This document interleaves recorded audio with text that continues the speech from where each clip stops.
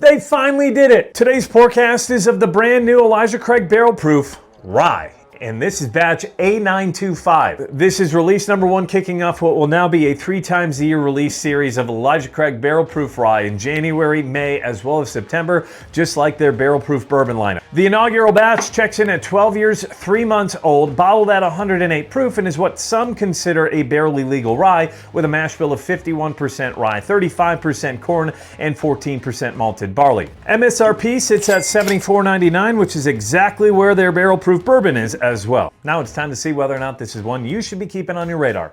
Cheers. That's good. The nose to me has a sweet but dark feeling to it. There's a lot of brown sugars up front, some sweet but old oak. Then I get a little bit of leather, some baking spices, as well as some fig, rounded out with a little bit of caramel at the end. The nose is very, very nice. Let's see how it tastes.